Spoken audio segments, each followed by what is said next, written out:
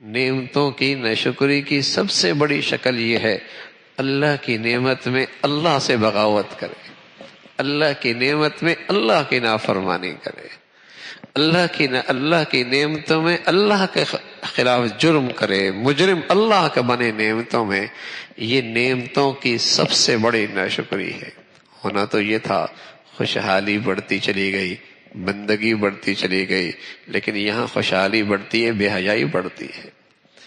یہاں خوشحالی بڑھتی ہے، اسراف بڑھتا ہے. یہاں خوشحالی بڑھتی ہے، ریاکاری دکھلاوا بڑھتا ہے. ہونا یہ چاہیے تھا کہ جو خوشحالی بڑھے، نعمتوں میں اضافہ ہو، اللہ کی بندگی میں اضافہ ہو، عاجزی انکساری تواضع میں اضافہ ہو.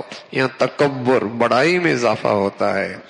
فکفرت بانعم اللہ، نعمتوں کے ناشکری کی اللہ کیا سزا دی ہے.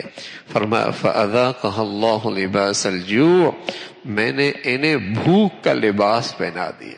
سبحان اللہ. لباس آدمی کے پورے جسم کو گھیر کے لگتا ہے.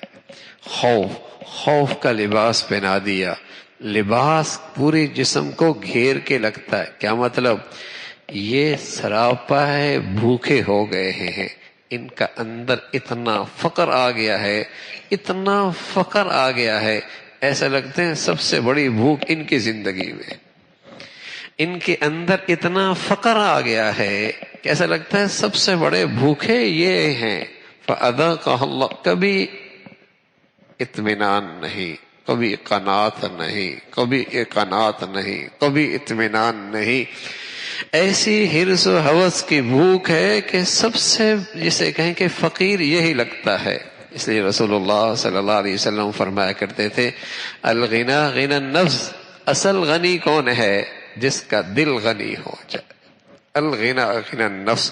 کتنے ایسے ہوتے ہیں جن کے سامنے تجوریاں بھری ہوتی ہیں لیکن وہ دل کے فقیر ہوتے ہیں، وہ دل کے فقیر ہوتے ہیں. فرمایا لباس الجوع، بھوک کا لباس. دوسرا والخوف، خوف کا لباس. خوف کا لباس کیسی بلا ہے.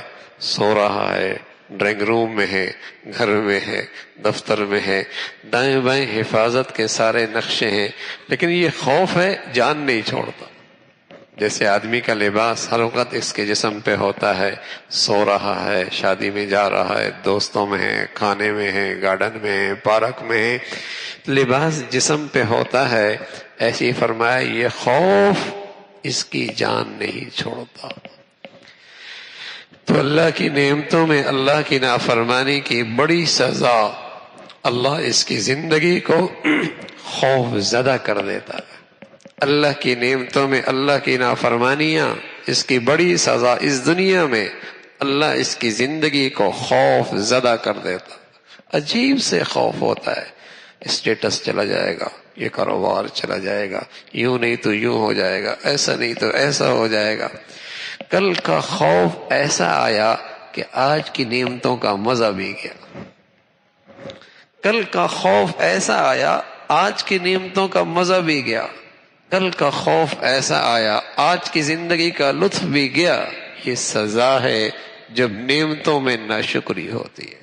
فَأَذَاقَهَا اللَّهُ لِبَاسَ الْجُوعِ وَالْخَوْفِ. اللہ کہہ رہا یہ سب کچھ کیوں ہے؟ اس سبب سے ہے جو انہوں نے کیا ہے. اللہ رب العزت نعمتیں بھی عطا فرما دے اور نعمتوں پہ شکر گزاری بھی نصیب فرما دے.